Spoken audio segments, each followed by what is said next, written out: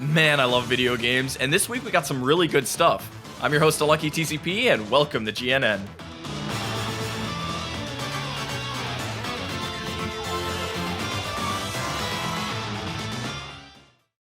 Hey everyone, so kicking off the show, we're going to be talking about some really cool physical items that you can get right now from the My Nintendo store using those stored up platinum points. The current lineup is actually really cool. It's a lot of Animal Crossing themed items. They have a bandana, some shopping bags, and a little figure. And just like Mario, they're only going to be available for a limited time, so get them before they're gone. It's actually been a really long time since My Nintendo's offered physical items in the US, so it's really cool to see it come back. Next up, we got our first look at Call of Duty Black Ops Cold War Zombie Mode. It's a brand new story featuring characters, perks, wonder weapons, and gameplay. On top of that, progression is unified across the entire game, meaning you'll no longer have to start with a starter pistol. You can start with different weapons. And for the first time, I'm pretty sure in Call of Duty history, post-launch content is going to be entirely free. That's new levels, new maps, new guns, all for free. There's so many changes to the formula in what looks to be the best possible way. I really think this is the spark that COD Zombies needed. Insomniac showed off a trailer for the PS5 remaster of Marvel's Spider-Man, and it definitely got the internet talking. As it turns out, they actually recast just the face of Peter Parker's in-game model. Now, Insomniac says they did this to get a better match to Spider-Man's actor's facial capture, but it seems like a pretty weird reason to recast. I mean, this new face looks significantly younger than the old one, but I actually don't really mind it. Moving on, it looks like World of Warcraft's newest expansion is actually being delayed. Now, Shadowlands was supposed to come out on October 27th, but it's being pushed back later in this year. The team just wants to put more time into the game, polish a few things, especially in the end game, and just make balance changes all around. It's totally understandable. On the opposite side of things, despite the company saying they would be avoiding mandatory crunch, CD Projekt Red developers will be working 6-day work weeks leading up to Cyberpunk 2077's launch. A CD Projekt Red employee told Bloomberg that some of the staff have already been putting in nights and weekends for more than a year. They also stated that while the game is mostly finished, the studio is currently working to fix the game's many bugs and glitches. And yeah, the extra overtime work is paid, but it's still a bad look to see the studio go back on its word like this. Ending off this segment, PlayStation revealed their PS Plus free games lineup for the month of October. Members can look forward to Need for Speed Payback and Vampire.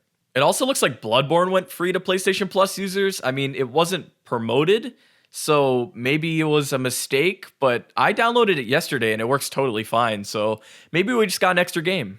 And for the last bit of news today, we're going to go over the big events that happened throughout the week. Now, there was only one big event, but the other two were pretty big as well. First up, we got a fair bit of Pokemon news, starting with a new look at the Pokemon Sword and Shield Crown Tundra DLC.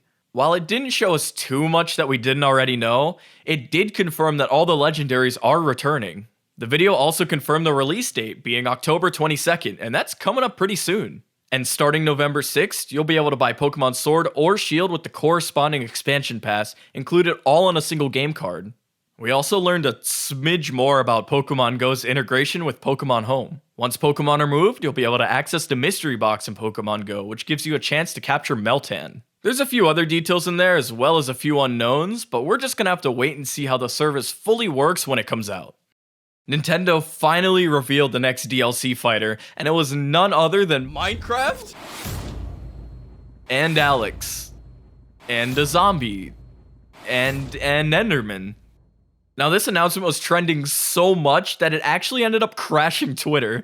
Yeah, Minecraft actually broke Twitter for about 10 minutes. People have been memeing Steve into Smash ever since forever, but Sakurai went really hard on this character. The Smash team reworked every single stage to accommodate Steve's moveset and gave him one of the most complex kits I've ever seen in this game. You can place blocks, craft weapons, mine for resources that actually depends where in the stage you are, and so much more.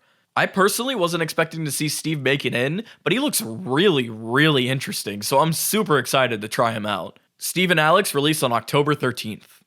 Sakurai also revealed 3 new amiibo, being Banjo-Kazooie, I gotta get it, Byleth, and Terry. All 3 are coming in 2021. Finally, Minecraft Live was held yesterday, and there were some really cool updates coming to the game. The big one's called Caves and Cliffs, and Mojang's looking to completely revamp the way cliffs and caves are generated in-game. It includes more variation and contrast, like waterfalls and underground lakes and massive caverns all inside caves. Later down the line, they're also adding new blocks, like the Skulk Sensor, which is a block that senses vibrations, and they're adding a new mob based on it. Minecraft Dungeons will also be getting crossplay, which is actually pretty cool, and it's between PC and consoles. Now to end the show as always, we have the games that released this week. Star Wars Squadrons. Super Mario Bros. 35. Crash Bandicoot 4, It's About Time. And that's going to be it for GNN. Thank you guys so much for watching, and now that you're all caught up, make sure you like the video and subscribe to the channel, and I'll catch you guys next Sunday.